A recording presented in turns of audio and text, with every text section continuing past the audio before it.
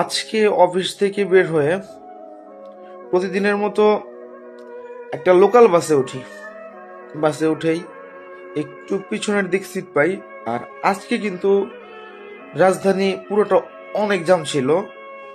তো সিটে যেয়ে বসার পরে একটা লোক দেখলাম প্রচুর পরিমাণে ঘুমাচ্ছে।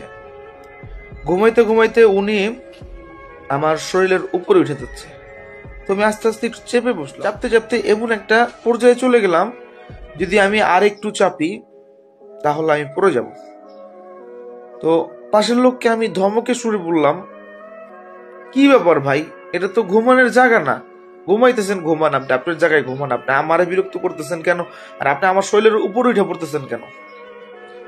তখন লোকটা বললো, ভাই সরি, আসলে অনেক ক্লান্ত তো, এর জন্য আসলে ঘুমটা আটকে রাখতে পারতেছি না। তো কথায় কথায় বললাম যে, ভাই কোথায় গিয়েছিলেন? বললো যে সতর্কঘাট, ছোট্ট একটা দোকান আছে তো ফুটপাতে, মাল সামানা কিনতে গিয়েছিলাম। আচ্ছা, তো দুপুরে খান নাই? মানে কেন জানি মনে হইলো যে সে দুপুরে খাওয়া দাওয়া করে নাই, তার চেহারাটা শুকনো শুকনো, তাই জিজ্ঞেস করলাম।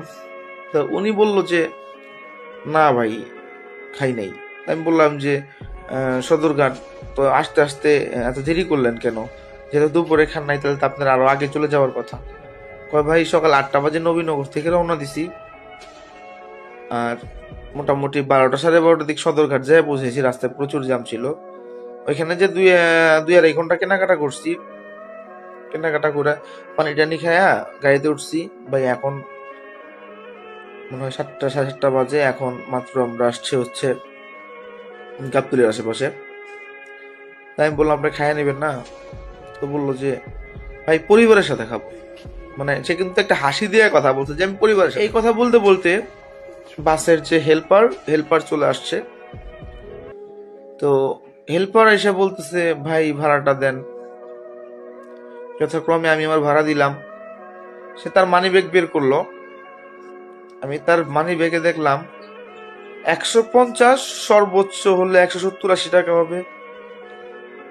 যেখানে মাল সহ সদরঘাট থেকে নবীনগরের ভাড়া 130-40 টাকার কম হবে না। তা আমি যখন ওনার মানি ব্যাগের দিকে তাকিয়েছিলাম, জিনিসটা উনি খেয়াল করছে। খেয়াল করে উনি আবারও হাসি দিল। হাসি দিয়ে বলল, ভাই টাকা আছে, কিন্তু পরিবারের সাথে খাওয়া দাওয়া করার একটা মজাই আলাদা।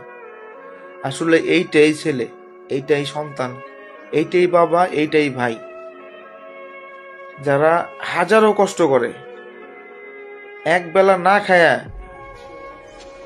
প্রচুর কষ্ট করে শুধুমাত্র পরিবারকে সুখে রাখার জন্য।